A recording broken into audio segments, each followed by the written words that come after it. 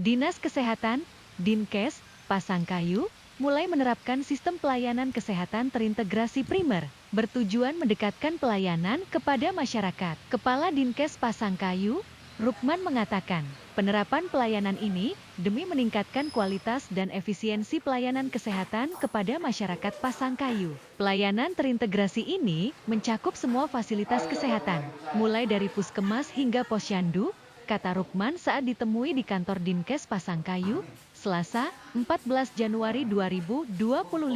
Sebelumnya pelayanan di semua fasilitas kesehatan berjalan secara terpisah. Dia juga mengatakan, sistem pelayanan baru ini juga mencakup berbagai kelompok usia, mulai dari balita, remaja hingga lansia yang akan dilayani dalam satu sistem.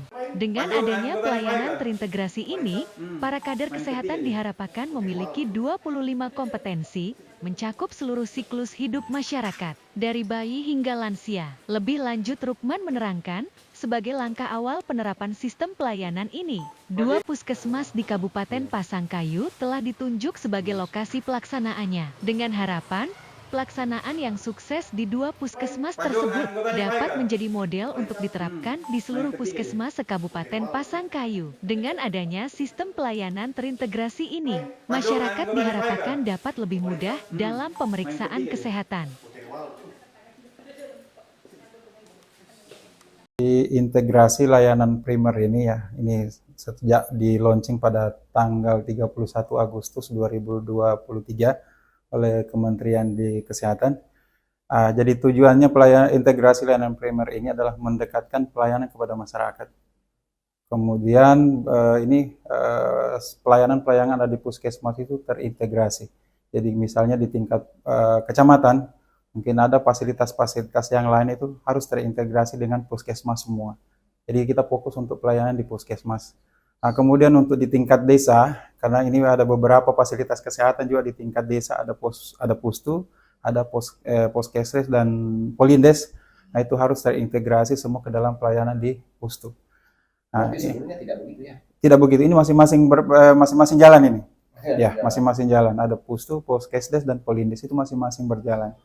Nah, sekarang itu harus terintegrasi ke dalam puskesmas pembantu. Nah, begitupun di posyandu. Posyandu selama ini ada beberapa posyandu, ada posyandu balita, posyandu remaja, posyandu lansia. Nah, ini sekarang harus terintegrasi dalam satu pelayanan yaitu posyandu. Di mana dalam pemberian pelayanan ini kader itu harus memiliki kompetensi, ada 25 kompetensi dasar yang harus dimiliki. Jadi ini berdasarkan siklus hidup. Jadi siklus hidup mulai dari ibu hamil, bayi dan balita, kemudian anak usia sekolah, remaja, usia dewasa dan lansia. Itu harus mendapatkan pelayanan sesuai standar.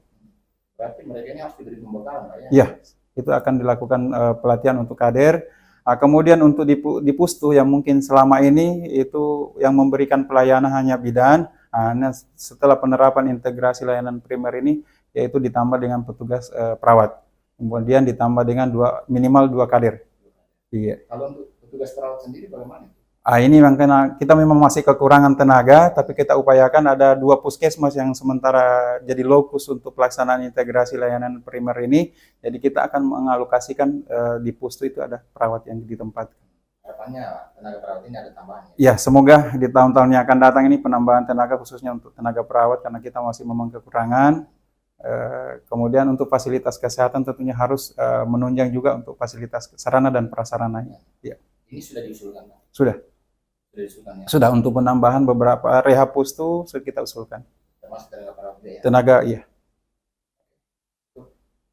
Download Tribun X sekarang, menghadirkan lokal menjadi Indonesia.